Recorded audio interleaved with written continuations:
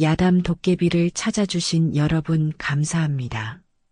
오늘도 재밌는 이야기로 여러분을 즐겁게 해드리겠습니다. 그 전에 좋아요와 구독 버튼 꼭 부탁드립니다. 그럼 시작할게요.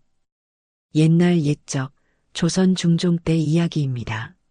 한양에서 그리 멀지 않은 어느 산골 마을, 그곳에 이채연이라는 처녀가 살고 있었어요. 이 처녀가 보통 처녀가 아니었으니 어릴 적부터 신통방통한 능력을 지니고 있었던 것입니다. 그 능력이란 다름 아닌 앞이를 내다보는 천리안 같은 것이었지요. 채연이는 태어날 때부터 범상치 않았어요. 산파가 해산을 도와주다가 깜짝 놀랐을 정도였으니까요. 아이가 태어나자마자 하늘을 바라보며 방긋 웃었거든요. 보통 갓난아기들은 울면서 나오는 법인데 말이에요. 이 아이는 뭔가 특별할 것 같습니다. 산파의 말이 맞았어요. 채연이는 자라면서 점점 더 신기한 모습을 보였거든요. 3살 때는 마을에 큰 비가 올 것을 미리 알려줬고 5살 때는 김서방 집 소가 병에 걸릴 것을 예측해서 미리 약초를 준비해 두기도 했어요. 하지만 채연이의 어린 시절이 마냥 행복하기만 한 것은 아니었습니다. 부모님이 채연이가 10살 되던 해에 전염병으로 돌아가시게 되었거든요. 그때 채연이는 이미 부모님이 위험하다는 것을 알고 있었지만 아무리 약초를 다려드려도 막을 수 없었어요. 엄마, 아빠, 왜 내 능력으로는 부모님을 구할 수 없는 거예요? 어린 채연이는 그때 깨달았어요. 자신의 능력에도 한계가 있다는 것을, 그리고 운명이라는 것은 때로는 바꿀 수 없다는 것을 말이에요. 부모님이 돌아가신 후 채연이는 길복이라는 동갑내기 몸종과 함께 살게 되었어요. 길복이는 채연이네 집에서 일하던 종이었는데 채연이 혼자 남게 되자 스스로 나서서 돌봐주겠다고 했던 것입니다. 아가씨, 저도 갈 곳이 없으니까 같이 살아요. 제가 밥도 해드리고 청소도 해드릴게요. 길보가 고마워. 하지만 나는 이제 종과 주인 사이가 아니라 친구가 되고 싶어. 정말요? 그럼 저도 아가씨라고 부르지 말고 그냥 채연이라고 불러도 될까요? 이렇게 해서 두 소녀는 가족처럼 지내게 되었어요. 길보기는 활발하고 명랑한 성격이라 조용한 채연이와는 정반대였지만 그래서 더욱 잘 맞았던 것 같아요. 채연이는 부모님에게서 배운 약초 지식으로 마을 사람들을 도우며 생활했어요. 그런데 그냥 약초만 아는 게 아니라 언제 어떤 병이 돌 것인지, 누가 다칠 것인지까지 미리 알 수 있었거든요. 채연아, 내일 장에 나가려고 하는데 어떨까? 박 아주머니, 내일은 안 되세요. 5시쯤에 갑자기 바람이 세게 불면서 장터 지붕이 날아갈 것 같아요. 에이, 그런 일이 어디 있어? 하늘이 이렇게 맑은데. 하지만 다음 날이 되면 정말로 채연이의 말대로 되곤 했어요. 갑자기 바람이 세게 불면서 장터 지붕이 날아가고 비가 억수로 쏟아지고 하는 일들이 계속 일어났거든요. 처음엔 우연의 일치라고 생각했던 마을 사람들도 이런 일이 계속되자 채연이를 신기하게 여기기 시작했어요. 어떤 사람들은 채연이를 찾아와서 자신의 운수를 물어보기도 했고 어떤 사람들은 무서워하며 피하기도 했어요. 저게 집에 너무 신기해서 무섭다. 그러게 말이야. 혹시 귀신이 붙은 건 아닐까? 이런 소문들이 돌자 채연이는 더욱 조용히 지내게 되었어요. 사람들이 무서워한다는 것을 알았거든요. 하지만 정말 급한 일이 있을 때는 어쩔 수 없이 나서서 도와주곤 했어요. 특히 그의 겨울에 일어난 일은 정말 대단했어요. 한겨울에 강이 꽁꽁 얼어붙자 한양에서 온 상인들이 지름길로 강을 건너려고 했거든요. 다리로 돌아가려면 1시간은 더 걸리니까 얼어붙은 강 위로 지나가려고 한 것이었어요. 그런데 채연이가 그 모습을 보고는 깜짝 놀라며 뛰어나갔어요. 안 됩니다. 그 얼음 위로 건너가시면 안 돼요. 이 계집애가 뭔 소리야? 이렇게 단단히 얼어붙었는데 뭐가 위험하다는 거냐? 상인들은 채연이의 말을 들으려 하지 않았어요. 어린 처녀가 무엇을 안다고 참견하느냐는 식으로 무시했거든요. 정말로 위험합니다. 저 얼음 밑으로는 물살이 거세게 흐르고 있어서 곧 깨질 거예요. 아이고, 이 계집애 때문에 시간만 낭비하네. 우리 그냥 가자. 그런데 채연이가 워낙 간절하게 말리는 바람에 상인들도 조금 의심스러워지기 시작했어요. 마을 사람들도 하나둘씩 나와서 채연이의 말을 들어보라고 했거든요. 이 처녀 말이 보통 다 맞거든요. 한번 들어보세요. 그러게요. 채연이가 틀린 적이 거의 없어요. 결국 상인들은 채연이의 말을 들어 다리로 돌아가기로 했어요. 그런데 이게 웬일입니까? 그들이 다리를 건너고 한 시진도 안 지나서 정말로 강의 얼음이 와르르 깨지면서 물이 콸콸 흘러나오는 것이 아니겠어요? 아이고, 저 처녀 덕분에 목숨을 건졌구나. 만약 그냥 건너갔다면 큰일 날 뻔했네. 상인들은 채연이에게 고마워하며 많은 돈을 주려고 했지만 채연이는 받지 않았어요. 괜찮습니다. 그냥 무사히 지나가신 것만으로도 충분해요. 이 일이 있은 후 채연이의 소문은 더욱 멀리 퍼져나갔어요. 특히 한양까지 오가는 상인들을 통해 궁궐에까지 그 이야기가 전해지게 되었거든요. 산골에 신기한 처녀가 있다더군요. 앞이를 내다보는 능력이 있다나 뭐라나. 정말인가? 그런 능력이 세상에 있다니. 이런 식으로 입에서 입으로 전해진 이야기가 마침내 데비마마의 귀에까지 들어가게 된 것입니다. 데비마마께서는 평소 전하의 몸과 마음을 깊이 걱정하고 계셨어요.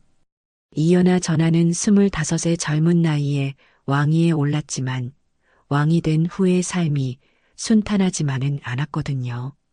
전하께서는 어려서부터 총명하고 학문을 좋아하셨어요. 세자 시절에는 신하들도 모두 장래를 기대할 만큼 훌륭한 품성을 지니고 계셨거든요. 하지만 왕위에 오른 후 갑작스럽게 변하기 시작하셨어요. 아마도 왕이라는 자리의 무게가 너무 컸던 것 같아요.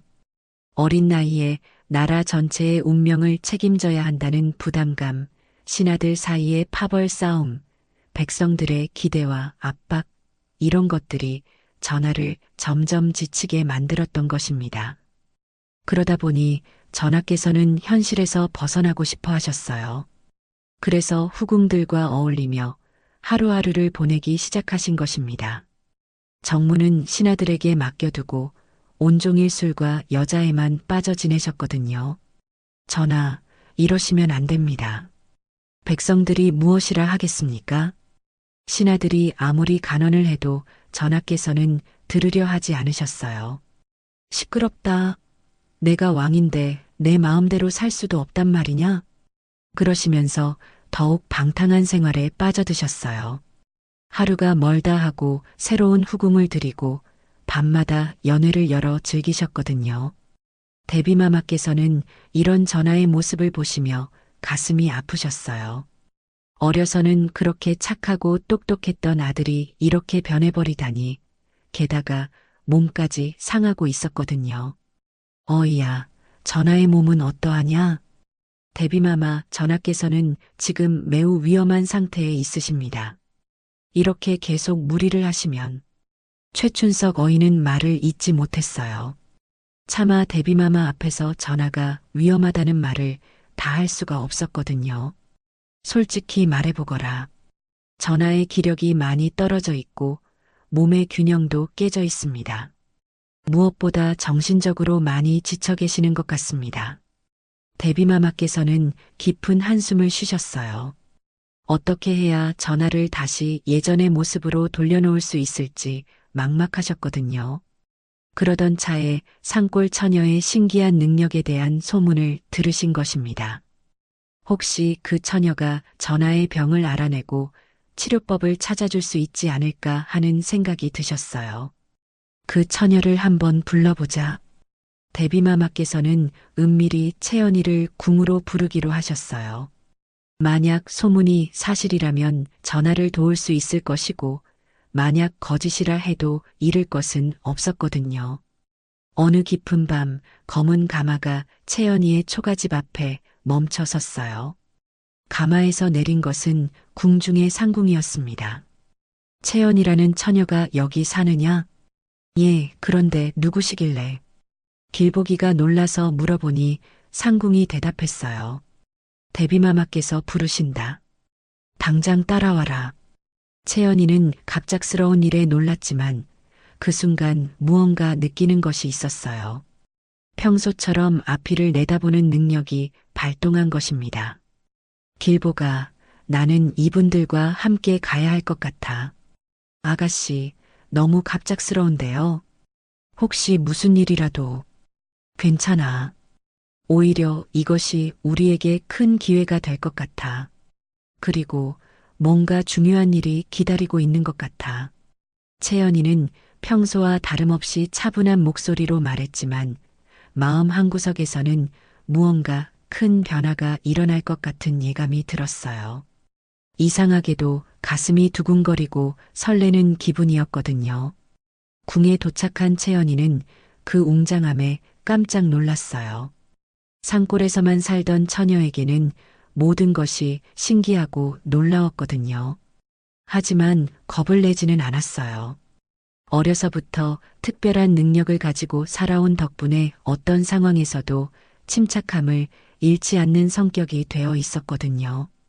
채연이 여기 왔느냐? 드디어 대비마마께서 나타나셨어요. 채연이는 처음 보는 대비마마의 위험에 압도당할 뻔했지만 곧 마음을 다잡았어요. 대비마마의 눈에서 깊은 걱정과 근심을 읽을 수 있었거든요. 소녀 채연이 대비마마께 인사드립니다. 그래, 너가 바로 그 유명한 처녀구나. 정말로 앞이를 내다볼 수 있다는 것이 사실이냐? 채연이는 잠시 망설였어요. 자신의 능력에 대해 이야기하는 것이 언제나 조심스러웠거든요. 하지만 대비마마의 간절한 눈빛을 보니 솔직하게 말씀드려야겠다고 생각했어요. 대비마마, 소녀가 보는 것은 미래라기보다는 사물의 흐름 같은 것이옵니다. 모든 것에는 기운이 있고 그 기운의 변화를 읽을 수 있는 것 같습니다. 대비마마께서는 채연이의 조심스럽지만 진실된 대답에 마음이 움직이셨어요. 그렇다면 전하의 몸을 한번 살펴보겠느냐? 요즘 몸이 많이 상해서 걱정이 크구나. 채연이는 고개를 끄덕이고 눈을 감았어요. 그리고 전하에 대해 집중하기 시작했습니다. 잠시 후 채연이의 얼굴에 놀라운 표정이 스쳐 지나갔어요. 대비마마, 무엇이 보이느냐? 전하께서는 지금 3가지 독에 시달리고 계십니다. 대비마마께서는 깜짝 놀라셨어요. 독이라는 말이 나올 줄은 몰랐거든요.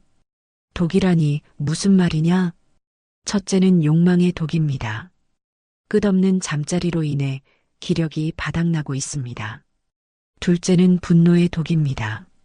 마음속에 쌓인 화와 답답함이 기혈의 흐름을 막고 있습니다.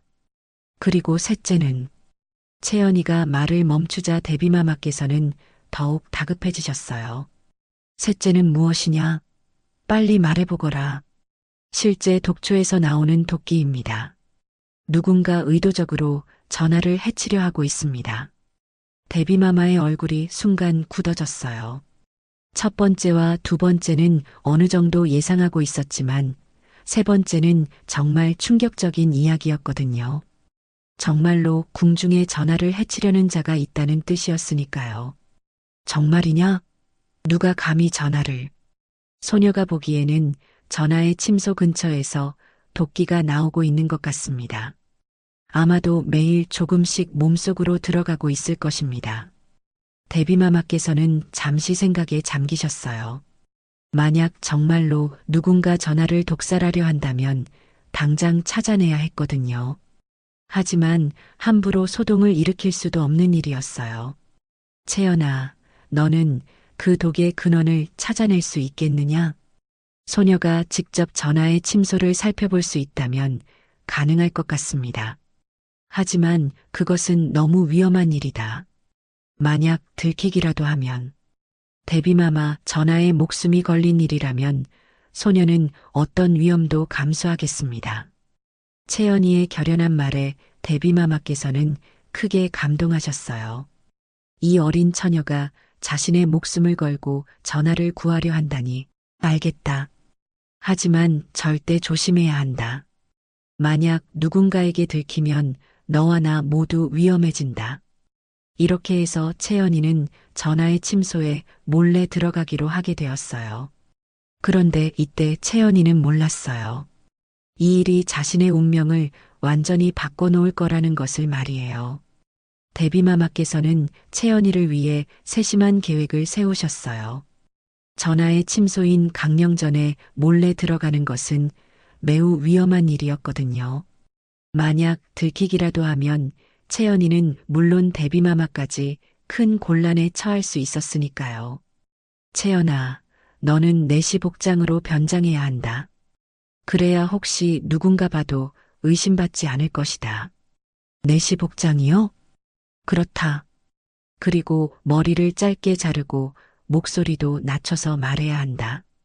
채연이는 처음 해보는 변장이라 어색했지만 의외로 잘 어울렸어요.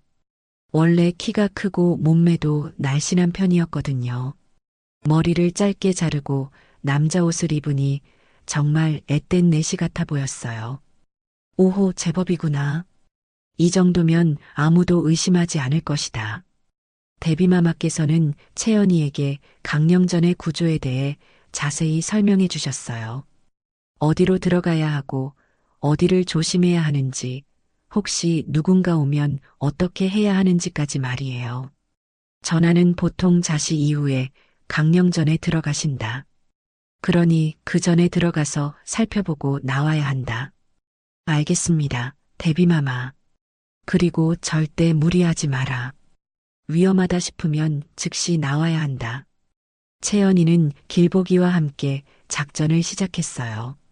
길보기는 강령전 바깥에서 망을 보고 채연이는 안으로 들어가서 도끼의 근원을 찾는 역할이었어요. 아가씨, 정말 조심하세요. 무슨 일이 있어도 큰 소리 내지 마시고요. 알았어, 길보가. 너도 조심하고. 깊은 밤 달이 구름에 가려져 궁궐이 어둠에 쌓였을 때 두 사람은 행동을 시작했어요. 채연이는 내시 복장을 하고 조심스럽게 강령전으로 향했습니다.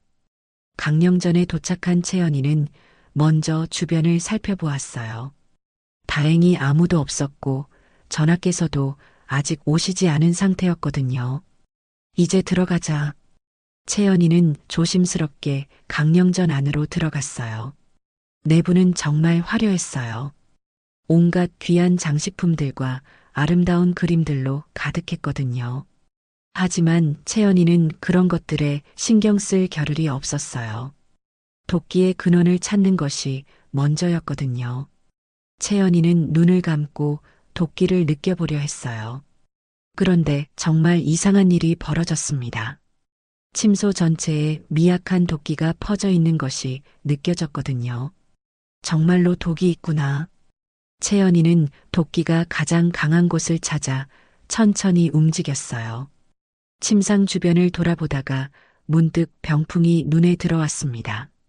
아름다운 산수화가 그려진 병풍이었는데 뭔가 이상한 느낌이 들었어요. 이 병풍에서 도끼가 나오는 것 같은데. 채연이는 병풍을 자세히 살펴보았어요. 겉보기에는 아무 이상이 없어 보였지만 유심히 보니 한 폭의 그림만 색깔이 조금 달랐어요. 다른 그림들에 비해 색이 조금 더 진했거든요. 이상하다. 왜 이 그림만? 채연이는 그 병풍 뒤로 돌아가 보았어요. 그런데 정말 깜짝 놀랄 일이 벌어졌습니다. 병풍 뒤편에 작은 천주머니가 숨겨져 있었고 그 주머니에서 도끼가 새어나오고 있었던 것입니다. 이것은 채연이가 조심스럽게 주머니를 만져보니 안에는 말린 풀이 들어 있었어요. 냄새를 맡아보니 분명히 독초였어요. 그것도 조선에서 나는 풀이 아니라 명나라에서 나는 희귀한 독초 같았어요. 누가 이런 것을 여기에. 채연이는 소름이 돋았어요. 정말로 누군가 전하를 독살하려 하고 있었던 것입니다. 이 독초에서 나오는 미세한 독기가 전하께서 주무실 때마다 조금씩 몸속으로 들어가고 있었던 거예요. 바로 그때였어요. 갑자기 강령전 밖에서 소음이 들렸습니다. 전하께서 오신다. 어디선가 내시에 외치는 소리가 들려왔어요. 채연이는 깜짝 놀라 급히 독초 주머니를 원래 자리에 숨기고 어디에 숨을까 생각했어요. 그런데 강령전이 워낙 넓지 않은 곳이라 숨을 곳이 마땅치 않았어요. 어떡하지? 채연이는 결국 병풍 뒤에 몸을 숨겼어요. 하지만 이미 늦었습니다. 전하께서 강령전 안으로 들어오시는 소리가 들렸거든요. 오늘은 왜 이렇게 피곤한지. 전하께서는 혼잣말을 하시며 강령전 안으로 들어오셨어요. 평소보다 일찍 침소로 돌아오신 것이었어요. 요즘 몸이 계속 피곤하고 기운이 없어서 일찍 쉬려고 하신 거였거든요. 채연이는 병풍 뒤에 숨어서 숨을 죽이고 있었어요. 가슴이 너무 빠르게 뛰어서 전하께 들릴까봐 걱정이었거든요. 뭔가 이상한데. 전하께서는 강령전 안에 들어오시자마자 뭔가 평소와 다르다는 것을 느끼셨어요. 오랫동안 이곳에서 지내셨기 때문에 작은 변화도 금방 알아차리실 수 있었거든요. 분명히 누군가 다녀간 것 같은데. 전하께서는 천천히 주변을 둘러보셨어요. 그러다가 병풍 근처에서 발자국 소리가 나는 것을 들으셨습니다. 거기 숨은 자, 당장 나와. 전하의 엄한 목소리에 채연이는 어쩔 수 없이 나올 수밖에 없었어요. 더 이상 숨어 있을 수도 없었거든요. 채연이가 병풍 뒤에서 나타나자 전하께서는 잠시 멈칫하셨어요. 예상했던 것과 다른 모습이었거든요. 위험한 자객이나 도둑을 예상했는데 나타난 것은 앳된 내시였던 것입니다. 너는 누구냐? 내가 본 적이 없는 내시 같은데? 채연이는 고개를 숙인 채 대답했어요. 목소리를 최대한 낮추려고 했지만 떨리는 것을 숨길 수는 없었어요. 소희는 새로 들어온 내시 채연이라 하옵니다. 새로 들어온 내시라고? 내가 허락한 적이 없는데? 전하께서는 의심스러워 하셨지만 동시에 이상한 느낌도 받으셨어요. 내시치고는 목소리가 너무 곱고 몸가짐도 어딘지 여성스러웠거든요. 그리고 이 시간에 내 침소에 무엇하러 왔느냐? 그것은. 채연이는 당황했어요. 뭐라고 대답해야 할지 몰랐거든요. 독초를 찾으러 왔다고 할 수도 없는 노릇이었으니까요. 그때 전하께서 한 걸음 더 가까이 다가오셨어요. 그리고 채연이의 얼굴을 자세히 보려고 하셨습니다. 고개를 들어보거라. 채연이는 어쩔 수 없이 고개를 들었어요. 그 순간 전하와 눈이 마주쳤습니다. 채연이의 맑고 깊은 눈빛이 전하의 시선을 사로잡았어요. 내시가 이런 눈을 하나?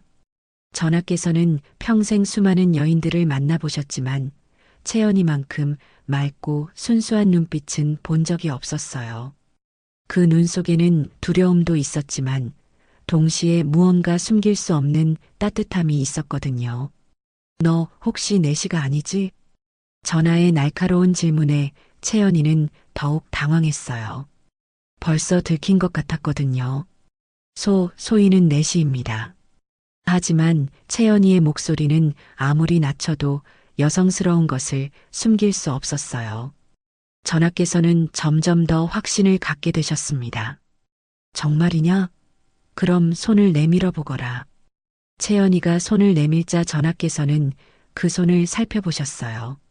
내시의 손이라기에는 너무 부드럽고 곱더군요. 거친 일을 하지 않은 여인의 손 같았어요. 역시 너는 여자다. 전하의 말에 채연이는 더 이상 숨길 수 없다는 것을 깨달았어요. 하지만 그 순간 문득 생각이 났습니다. 독초 이야기를 해서 전하의 관심을 돌려야겠다고 말이에요. 전하, 그것보다 더 중요한 것이 있습니다. 더 중요한 것이라니? 채연이는 재빨리 손에 쥐고 있던 독초 주머니를 전하께 보여드렸어요. 이것을 보십시오. 병풍 뒤에 숨겨진 독초입니다. 전하께서는 깜짝 놀라셨어요.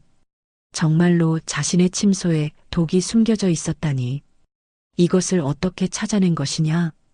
소녀는 도끼를 느낄 수 있는 능력이 조금 있습니다. 채연이가 소녀라고 말하자 전하께서는 역시 그렇다는 표정을 지으셨어요. 역시 여자였구나. 그런데 이 독을 누가 여기에? 전하께서는 독초 주머니를 자세히 살펴보셨어요. 이것이 정말 독초라면 누군가 자신을 해치려 했다는 뜻이었거든요. 이런 일이 내 침소에 이런 것이 숨겨져 있었다니. 전하께서는 충격을 받으셨지만 동시에 채연이에게 고마운 마음이 들었어요. 만약 채연이가 이것을 발견하지 못했다면 계속 독에 노출되어 있었을 테니까요. 고맙다. 내가 아니었다면 나는. 전하, 아직 안전하지 않습니다. 이 독을 누가 여기에 놓았는지 알아내야 합니다. 채연이의 말에 전하께서는 고개를 끄덕이셨어요. 정말로 그랬어요. 범인을 찾아내지 못하면 또 다른 방법으로 해를 당할 수 있었거든요. 너는 정말 신기한 능력을 가졌구나. 그런데 이름이 뭐라고 했지? 채연이라고 합니다. 전하. 채연이 좋은 이름이구나. 전하께서는 채연이를 바라보시며 이상한 감정을 느끼셨어요. 처음에는 침입자라고 생각했는데 알고 보니 자신을 구해준 은인이었던 것입니다. 게다가 그 맑은 눈빛이 자꾸 마음에 남았어요. 채연아, 너는 어디서 왔느냐? 한양 근처 산골에서 왔습니다. 그럼 어떻게 궁에 들어온 것이냐? 채연이는 데비마마 이야기를 할 수는 없어서 애매하게 대답했어요. 그것은 말씀드리기 어려운 사정이 있습니다. 전하께서는 채연이가 무언가 숨기고 있다는 것을 아셨지만 더 이상 추궁하지 않으셨어요.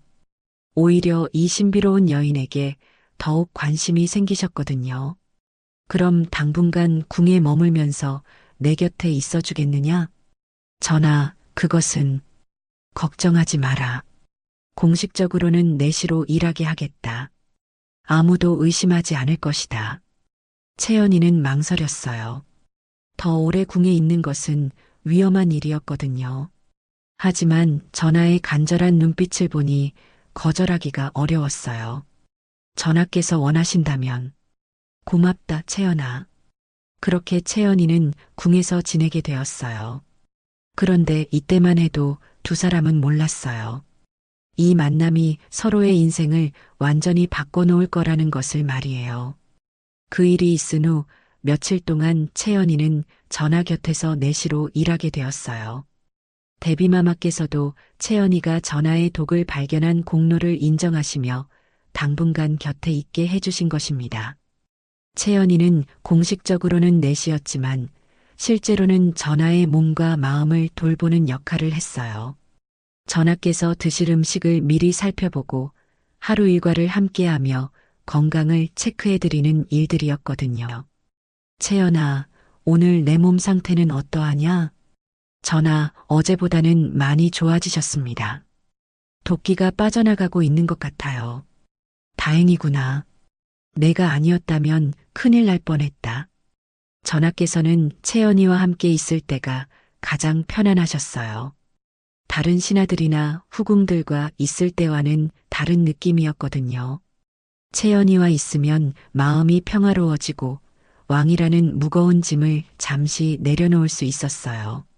채연이도 처음에는 어색했지만 점점 전하와 함께 있는 시간이 좋아졌어요. 전하께서는 사람들이 생각하는 것처럼 그저 방탕한 왕이 아니었거든요. 속마음을 털어놓으시면 외롭고 지친 한 사람에 불과했어요. 채연아, 내가 정말 좋은 왕이 될 수 있을까? 어느 날 저녁 전하께서 갑자기 이런 말씀을 하셨어요. 평소에 위험 있는 모습과는 다른 불안해하는 모습이셨어요. 전하, 왜 그런 말씀을 하십니까? 요즘 자꾸 생각이 든다. 내가 과연 백성들을 위해 올바른 정치를 하고 있는 것인지 아니면 그냥 내 욕망만 채우며 살고 있는 것인지. 채연이는 전하의 마음을 읽을 수 있었어요. 겉으로는 강해 보이지만 속으로는 많은 고민과 괴로움을 안고 계셨던 것입니다. 전하께서는 좋은 왕이 되실 수 있습니다. 정말이냐? 예. 하지만 지금처럼 자신의 마음을 외면하시면 안 됩니다. 채연이의 말에 전하께서는 깊은 관심을 보이셨어요. 내 마음을 외면한다는 것이 무슨 뜻이냐? 전하께서는 지금까지 진정한 사랑을 해보지 못하셨기 때문입니다. 이 말에 전하께서는 깜짝 놀라셨어요. 자신은 수많은 여인들과 관계를 가져왔는데 사랑을 해보지 못했다니 무슨 말인지 모르겠다. 나는 많은 여인들과 그것은 사랑이 아니라 그저 육체적인 쾌락일 뿐입니다. 진정한 사랑은 마음과 마음이 만나는 것입니다. 채연이의 말에 전하께서는 생각에 잠기셨어요. 정말로 그동안 자신이 해온 것이 사랑이었을까요? 아니면 그냥 현실에서 도피하기 위한 수단이었을까요? 그럼 너는 진정한 사랑이 무엇인지 아느냐? 소녀도 직접 경험해 본 것은 아니지만 서로를 아끼고 보듬어주며 함께 있을 때 마음이 평안해지는 것이 사랑이라고 생각합니다. 전하께서는 채연이의 말을 들으며 문득 깨달았어요. 요즘 채연이와 함께 있을 때 느끼는 편안함과 따뜻함이 바로 그런 것일지도 모른다고 말이에요. 채연아. 예, 전하. 나는 너와 함께 있을 때 그런 느낌을 받는다. 마음이 평안해지고 왕이라는 짐을 잠시 내려놓을 수 있게 된다. 채연이도 가슴이 두근거렸어요. 전하의 진심이 느껴졌거든요. 전하, 너도 나와 같은 마음이냐? 채연이는 한참 망설였어요. 자신의 마음을 고백하는 것이 옳은 일일까요? 신분의 차이를 생각하면 불가능한 사랑이었거든요. 소녀도 전하와 함께 있을 때 행복합니다. 두 사람의 고백에 주변이 조용해졌어요. 그때 마침 창밖으로 벚꽃잎이 흩날리는 것이 보였어요.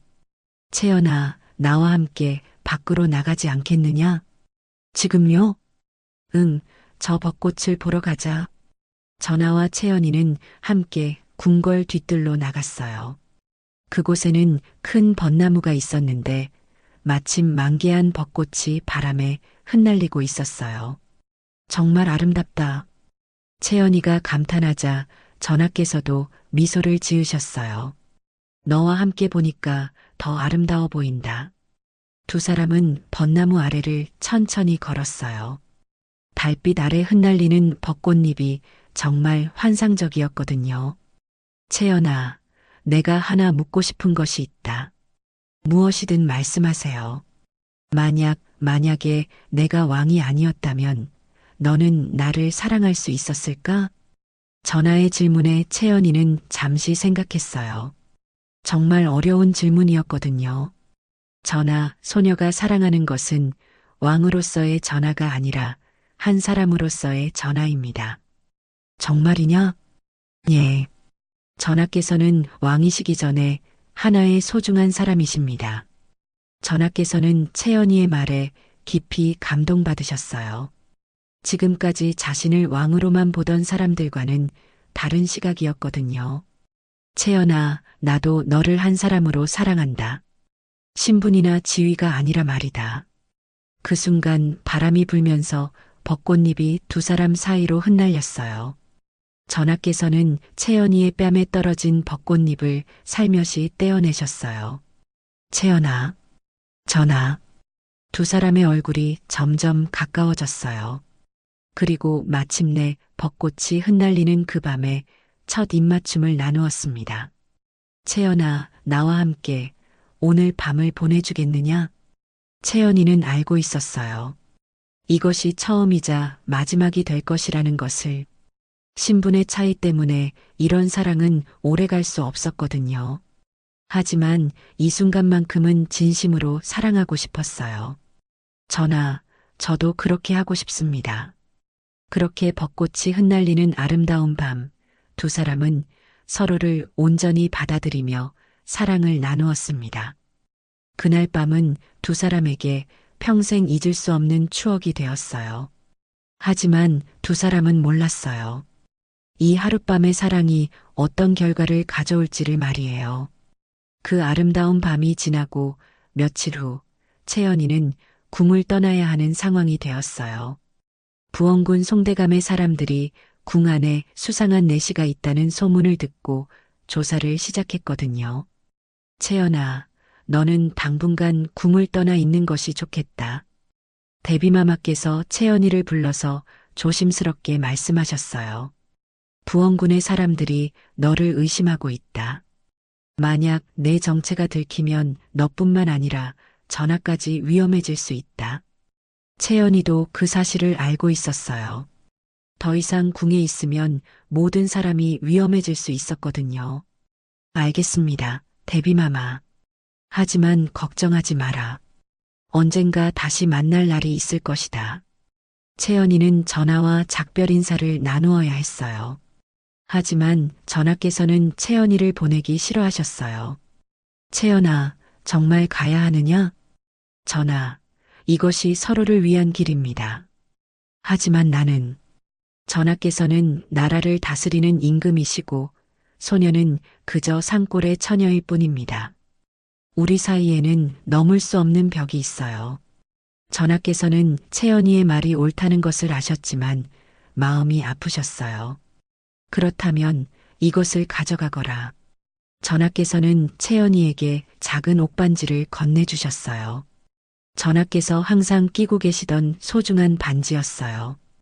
이것을 가지고 있으면서 나를 기억해 주기 바란다. 그리고 언젠가 다시 만날 날이 있을 것이다. 채연이는 그 반지를 받으며 눈물을 흘렸어요.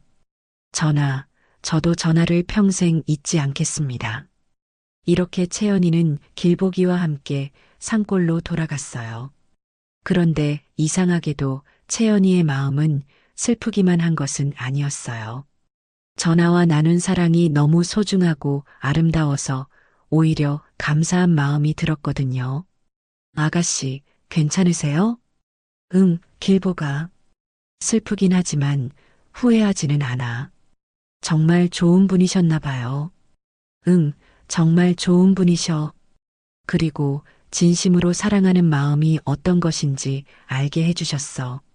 채연이는 산골로 돌아온 후 예전처럼 약초를 캐며 평범한 일상을 보내려 했어요. 하지만 무언가 달라진 것이 있었어요. 전하에 대한 그리움이 늘 마음 한구석에 자리 잡고 있었거든요.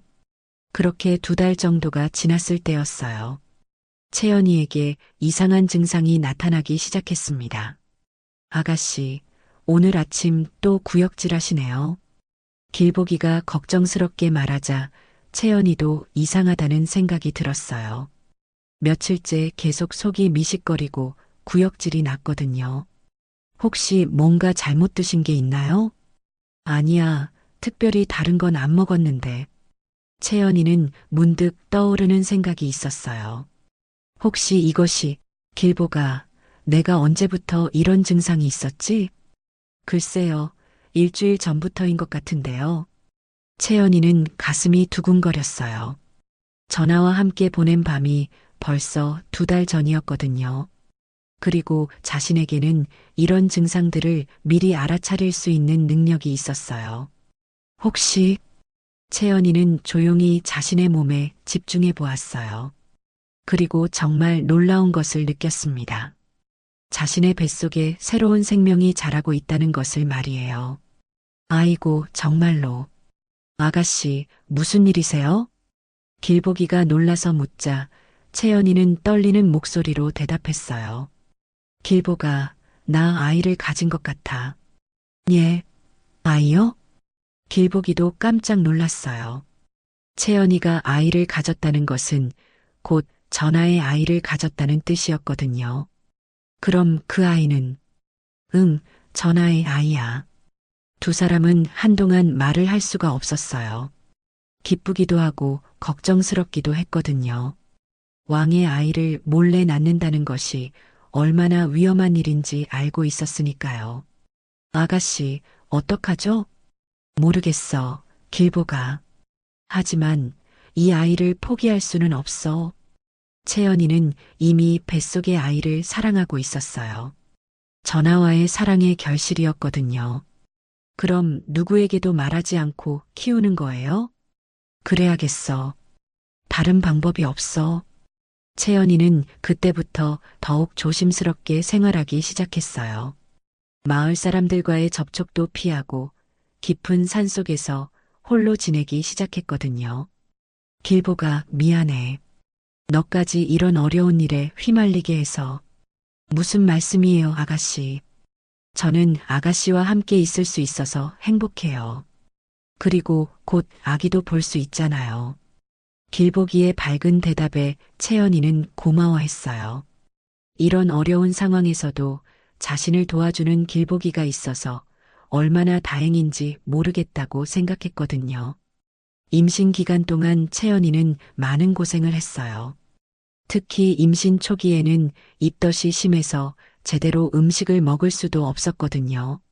하지만 뱃속의 아이를 생각하며 참고 견뎠어요. 이 아이는 전하를 닮을까, 나를 닮을까? 채연이는 뱃속의 아이와 대화하며 하루하루를 보냈어요. 전하에 대한 그리움도 컸지만 곧 태어날 아이에 대한 기대가 더 컸거든요. 드디어 아이가 태어날 때가 다가왔어요. 길보기가 산파 역할을 했는데 처음 해보는 일이라 많이 떨렸어요. 아가씨, 힘내세요. 으아. 채연이는 진통을 참으며 힘을 냈어요. 그리고 마침내 아이가 태어났습니다. 아가씨, 아들이에요. 정말 예쁜 아들. 길보기가 기뻐하며 소리쳤어요. 채연이는 갓 태어난 아들을 품에 안고 눈물을 흘렸어요. 정말 전하를 많이 닮았구나. 아이는 정말로 전하를 쏙 빼닮은 모습이었어요. 특히 눈이 전하와 똑같았거든요. 이름은 뭐라고 지을까?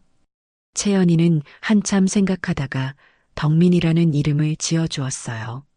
전하의 덕을 이어받아 백성을 위하는 사람이 되기를 바라는 마음에서였어요. 덕민아, 잘 자라렴. 엄마가 잘 키워줄게. 채연이는 덕민이를 보며 행복해했지만 한편으로는 걱정도 많았어요. 왕의 아들을 혼자 키운다는 것이 얼마나 어려운 일인지 알고 있었거든요. 덕민이가 태어난 지 2년이 지났습니다. 채연이는 아이와 함께 깊은 산속에서 조용히 살았어요. 가끔 길보기가 장에 나가서 필요한 물건들을 사오는 것 외에는 거의 외부와 접촉하지 않았거든요. 덕민이는 정말 똑똑하고 예쁜 아이로 자랐어요. 말도 빨리 배웠고 무엇이든 금세 이해했거든요. 특히 채연이가 약초에 대해 이야기해주면 기억을 잘했어요. 엄마, 이 풀은 뭐예요? 이것은 도라지야. 기침이 날 때 먹으면 좋단다. 그럼 이것은요? 이것은 당귀라고 해. 여자들한테 좋은 약이야. 덕민이는 호기심이 많아서 이것저것 묻기를 좋아했어요. 채연이는 그런 덕민이를 보며 뿌듯해했지만 한편으로는 아이가 아버지에 대해 묻기 시작할까봐 걱정했어요. 엄마, 내 아빠는 어디 계세요? 결국 덕민이가 3살이 되었을 때 그 질문을 했어요. 채연이는 이미 준비하고 있던 대답을 했어요. 아빠는 아주 멀리 계셔서 만날 수 없단다. 왜 멀리 계세요? 아빠는 중요한 일을 하고 계시거든. 많은 사람들을 도와주는 일을 하고 계셔. 그럼 언제 만날 수 있어요? 언젠가는 만날 수 있을 거야. 채연이는 아이에게 거짓말하는 것 같아 마음이 아팠어요. 하지만 진실을 말할 수는 없었거든요. 덕민이는 아버지에 대한 이야기를 들을 때마다 무언가 그리워하는 표정을 지었어요. 아이도 본능적으로 아버지가 필요하다는 것을 느끼는 것 같았거든요. 엄마는 때때로 슬픈 표정을 지어요. 어느 날 덕민이가 채연이에게 말했어요. 슬픈 표정이라니? 아빠 이야기할 때요. 엄마도 아빠가 보고 싶어요? 채연이는 가슴이 뭉클했어요. 아이가 자신의 마음을 이렇게 잘 알아주다니. 그래, 엄마도 아빠가 보고 싶어. 그럼 아빠한테 편지 쓰면 안 돼요? 편지는 쓸 수 없어. 아빠가 있는 곳이 너무 멀거든. 채연이는 가끔 전화가 어떻게 지내고 계실지 궁금했어요. 자신과 헤어진 후에도 여전히 방탕한 생활을 하고 계실까요? 아니면 조금이라도 달라지셨을까요? 그런데 어느 봄날 정말 놀라운 일이 벌어졌어요. 채연이가 덕민이와 함께 집 앞 마당에서 놀고 있을 때였어요. 갑자기 대문 밖에서 사람 기척이 들렸습니다. 누구세요? 채연이가 조심스럽게 물어보니 대답이 없었어요. 하지만 문틈 사이로 무언가 들어오는 것이 보였습니다. 벚꽃잎 몇 장이었어요. 채연이는 가슴이 뛰기 시작했어요. 이 벚꽃잎을 보면 생각나는 사람이 있었거든요. 2년 전 그 아름다운 밤에 함께 벚꽃을 보며 사랑을 나누었던 설마. 채연이는 떨리는 마음으로 문을 살짝 열어보았어요. 그런데 정말로 그분이 서 계셨습니다. 전하, 채연아. 전하께서는 민복을 입고 오셨지만 여전히 위험 있는 모습이셨어요. 2년 사이에 더욱 성숙해 보이셨지만 채연이를 보시는 눈빛은 여전히 따뜻했어요. 정말 너구나. 내가 얼마나 너를 그리워했는지 아느냐? 전하, 어떻게 이곳까지? 대비마마께서 내 소식을 알려주셨다. 그리고 나는 더 이상 참을 수가 없었다. 전하께서는 채연이를 오랫동안 바라보셨어요. 2년 사이에 채연이는 더욱 아름다워져 있었거든요. 아이를 낳고 기른 여인의 따뜻함이 묻어나고 있었어요. 채연아, 너는. 바로 그때 마당에서 혼자 놀고 있던 덕민이가 채연이를 불렀어요. 엄마, 이 아저씨는 누구예요? 전하께서는 덕민이를 보시는 순간 깜짝 놀라셨어요. 아이가 자신과 똑같은 눈을 하고 있었거든요. 저 아이가 내 아들인가? 채연이는 고개를 끄덕였어요. 예, 전하. 덕민이라고 이름을 지었습니다. 덕민이. 전하께서는 덕민이에게 다가가 무릎을 꿇으셨어요. 그리고 아이의 손을 잡으셨습니다.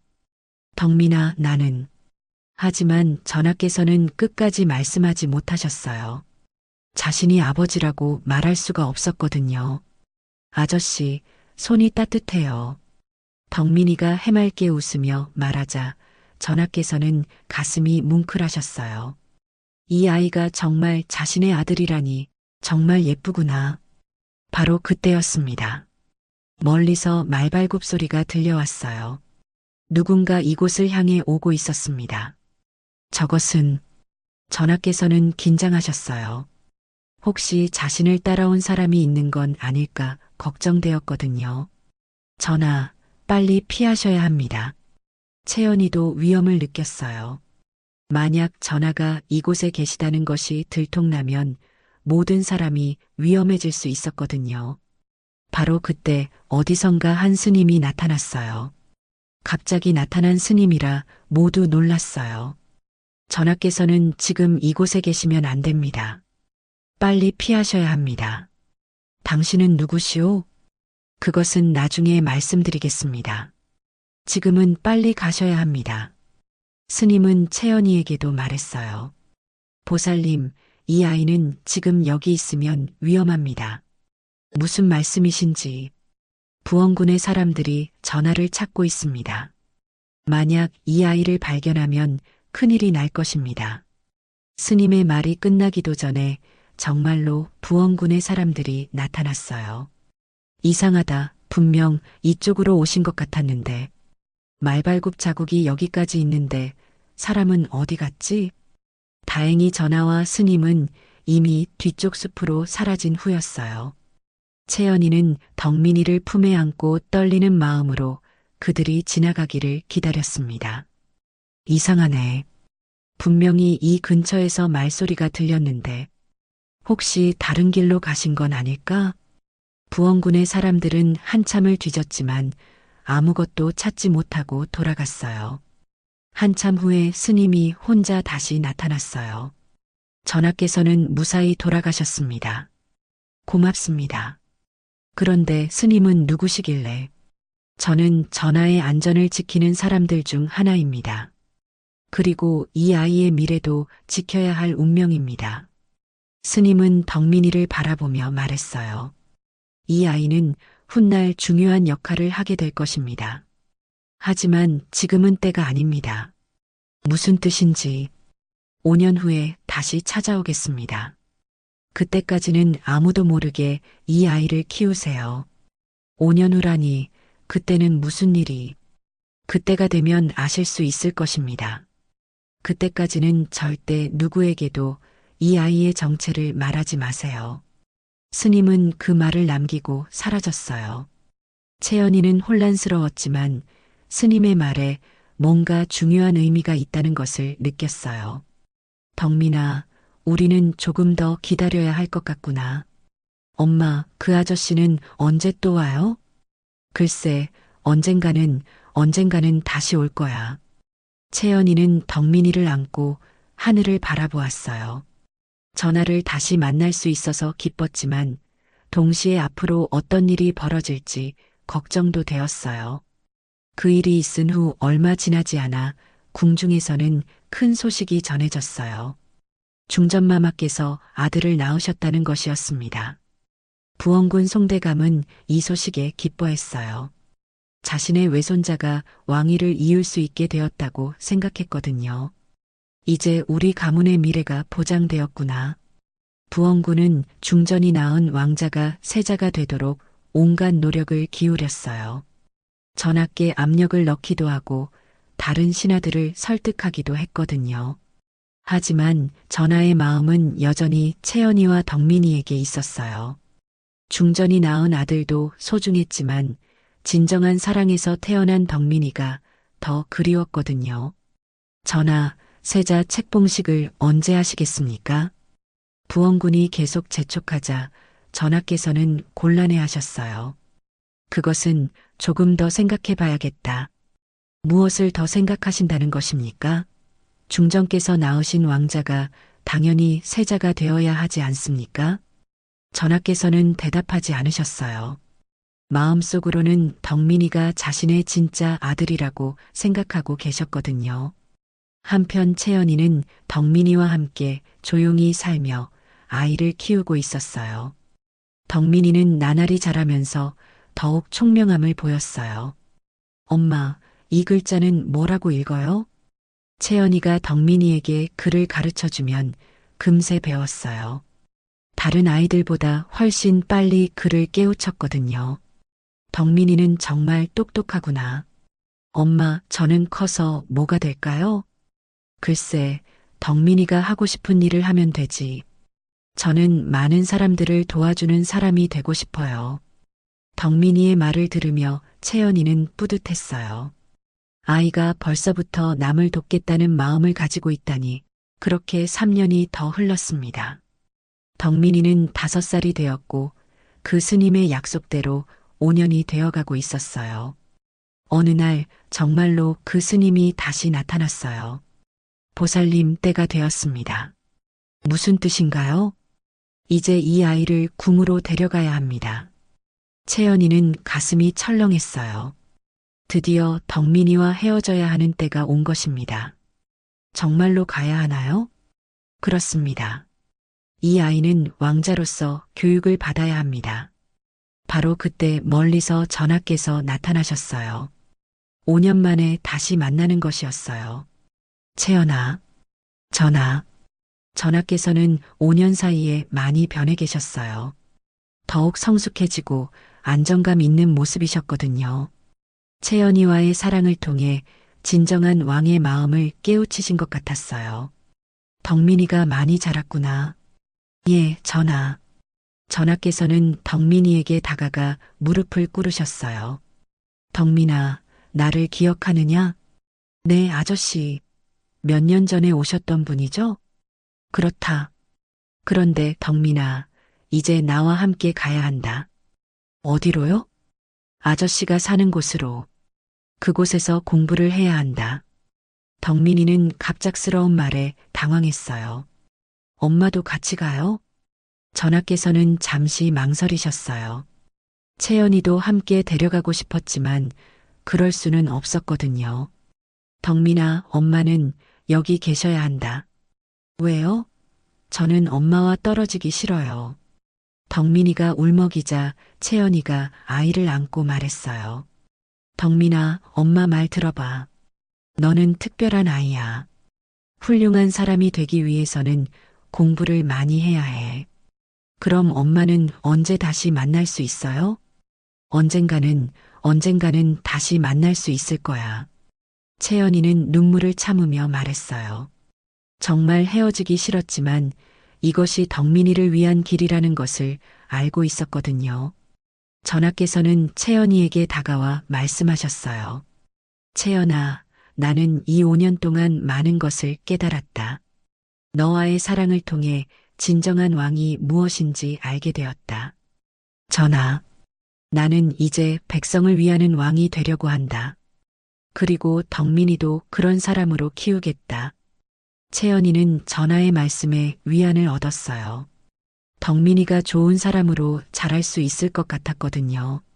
전하, 이 아이는 분명 전하의 핏줄이지만 저는 이 아이를 백성의 마음으로 기르겠습니다. 무슨 뜻이냐? 이 아이가 왕자가 되더라도 백성을 사랑하는 마음을 잊지 않도록 말입니다. 권력에 취하지 않고 늘 낮은 마음으로 살아가도록. 전하께서는 채연이의 말에 깊이 감동받으셨어요. 고맙다, 채연아. 내가 있어서 내가 진정한 왕이 될 수 있었다. 전하께서는 채연이의 손에 예전에 주셨던 옥반지를 다시 쥐어주셨어요. 이 반지를 가지고 있거라. 그리고 언제든 필요하면 이것을 가지고 나를 찾아오거라. 전하. 그리고 덕민이에게도 이것을 보여주어라. 이것이 내 아들임을 증명하는 것이다. 채연이는 덕민이를 꼭 껴안고 마지막 당부를 했어요. 덕민아, 엄마가 항상 해준 말 기억하지? 네, 엄마. 착한 마음을 잃지 마라. 그리고 어려운 사람들을 도와주는 사람이 되거라. 네, 엄마. 약속할게요. 그리고 이것을 가져가거라. 채연이는 덕민이에게 작은 약초 주머니를 건네주었어요. 이것은 엄마가 만든 약이야. 몸이 아플 때 먹으면 낫는다. 고마워요, 엄마. 그렇게 덕민이는 전하와 함께 궁으로 떠났어요. 채연이는 길보기와 함께 멀어져가는 그들의 모습을 지켜보며 눈물을 흘렸습니다. 아가씨, 괜찮으세요? 응, 길보가.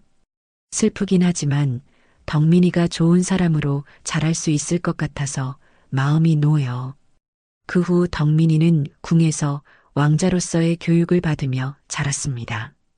중전이 낳은 형과도 우애 깊게 지냈고 언제나 백성을 생각하는 마음을 잃지 않았어요.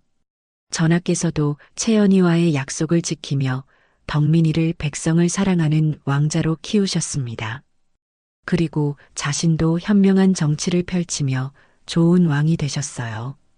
그 후 덕민이는 훌륭한 왕자로 자라서 백성들의 사랑을 받았다고 합니다. 형인 왕자와도 서로 돕고 의지하며 나라를 위해 힘썼다고 해요. 채연이는 다시 산골에서 조용히 살았지만 가끔 궁에서 전해오는 덕민이의 소식을 들으며 흐뭇해했습니다. 자신이 키운 아이가 백성을 위하는 왕자가 되었다는 소식이 얼마나 기쁜지 모르겠다고 했어요. 전하께서도 가끔 몰래 채연이를 찾아가서 덕민이의 소식을 전해주시곤 했습니다. 두 사람은 다시 함께 살 수는 없었지만 덕민이라는 소중한 연결고리를 통해 마음으로는 늘 함께 있었어요. 훗날 덕민이가 성인이 되어서는 어머니 채연이를 궁으로 모셔와 정중히 모셨다고 합니다. 그리고 평생 어머니에게서 배운 백성을 사랑하는 마음을 잊지 않았다고 해요. 어떤 기록에는 덕민이 왕자가 정치를 할 때 항상 백성의 마음으로라는 말을 하곤 했다고 나와 있어요. 아마도 어머니 채연이에게서 들은 말이었을 것입니다. 벚꽃이 흩날리던 그 봄날, 한 여인이 왕의 아들을 품었던 이야기. 그 여인의 이름은 이채연. 아무도 몰랐지만 조선의 왕자를 낳고 기른 숨겨진 어머니였지요. 세상에는 이렇게 알려지지 않은 아름다운 사랑 이야기들이 많이 있답니다. 때로는 신분의 벽을 넘어서고 때로는 운명에 순응하면서도 진정한 사랑만은 영원히 기억되는 것이지요. 그리고 그 사랑에서 태어난 아이들은 부모의 마음, 을 이어받아 세상을 더 아름답게 만들어 나가는 것이랍니다.